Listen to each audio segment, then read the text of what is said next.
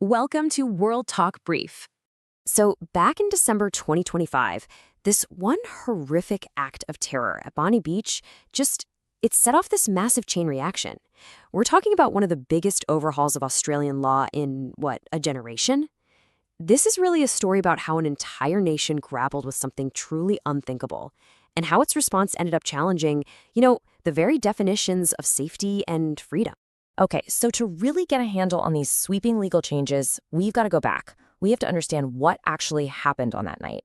All right, picture this. It's December 14th, 2025.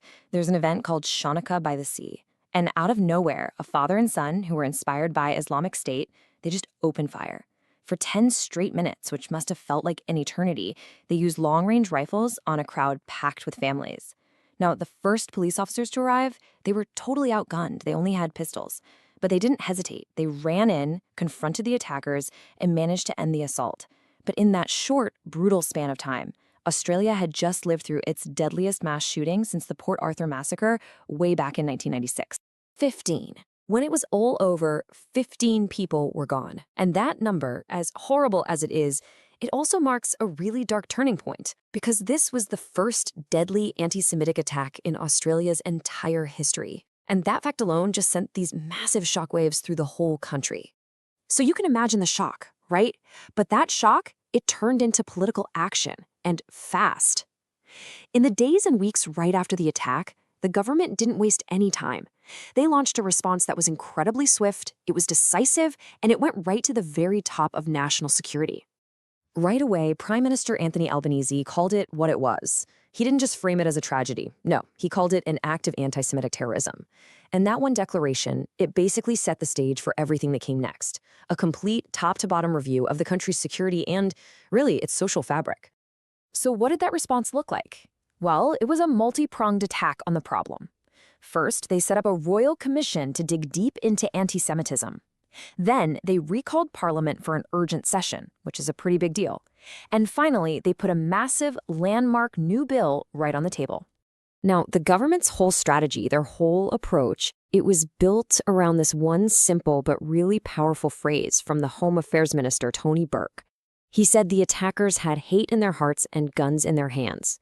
And the new laws, they were designed to tackle both of those things head on. So the bill they came up with was what's called an omnibus bill, basically a huge piece of legislation that bundles a bunch of different things together. In this case, it combined 5 separate areas. We're talking everything from cracking down on hate preachers to canceling visas for extremists, all the way to a national gun buyback. So you can really see the two-track mind here, right? They were trying to pass laws against the why, the hateful ideas that drove the attack, and at the same time, the how, the actual weapons they used to do it. It was a hugely ambitious plan, trying to solve 2 incredibly complex problems all in one go. But as you can probably guess, trying to do everything at once, well, it created a ton of political friction. The bill's 2 main parts, the stuff about hate speech and the stuff about gun control, they got completely different reactions from different political groups. On one side, you had the coalition. Their leader, David Littleproud, he basically said, look, you're trying to demonize legal gun owners for something they had absolutely nothing to do with. He felt the bill was unfairly punishing them. And then, on the other side of the bill, the hate speech part, people were worried about freedom of speech. Senator Matt Canavan, for example, he argued that giving the government the power to just ban an entire group, that's a huge, serious change to the law, and it could be really easily misused down the line. But it wasn't all opposition. The reforms definitely found some key supporters, especially among the independents. You had MP Helen Haynes, who framed the gun laws completely differently. She said, hey, this isn't an attack on farmers or sport shooters. These are just common sense reforms to make everyone safer.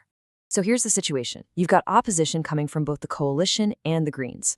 The whole massive bill is about to collapse. Seeing this political deadlock, the Prime Minister made a really pragmatic call. He decided to split the bill in 2, basically to save the part that had broader support, the gun laws. And you know what? That move, that strategic pivot, it worked. A brand new standalone firearms bill was introduced and it passed the House of Representatives on January 20th, 2026. Just like that, Australia was looking at the biggest changes to its gun laws in almost 30 years. Okay, so at the absolute heart of these new laws is something called the National Firearms Register. And what's really fascinating about this is It's not a new idea at all. It was actually proposed way back after the Port Arthur massacre in 1996. But for decades, it just got stuck in political arguments about who would pay for it and states' rights. It took the tragedy at Bondi to finally create the political will to push through almost 30 years of just inertia. So, you're probably wondering, how does this thing actually work? Well, for the very first time, police across the country will have a single, real-time national database of every single registered firearm. It's designed to close all those dangerous information gaps that existed between the states. And maybe most importantly, it directly plugs national security intelligence from agencies like ASIO right into the background check process. And it wasn't just the register. The new laws brought in two other huge changes. One, a national gun buyback, set to run for 2 years to get firearms out of general circulation. And two, the official legal power to use that top-level government intelligence for every single licensing decision. And if you want to know why the government acted with such urgency, well, this chart tells the whole story. Think about it. Despite Australia's world-famous gun laws from 1996, by 2025, there were almost 1 million more registered guns in the country than there were before Port Arthur. That's a pretty startling number. So splitting the bill was, you could say, a political necessity. It got the gun reforms passed. But it leaves a huge hanging question, doesn't it? By focusing so much on the method, the weapons used in the attack, has Australia just kicked the can down the road on the much harder, much more complicated conversation about the motivation? The hate that actually fueled the whole thing in the first place. Subscribe to World Talk Brief for more clear, thoughtful explanations. World Talk Brief. News explained without the noise.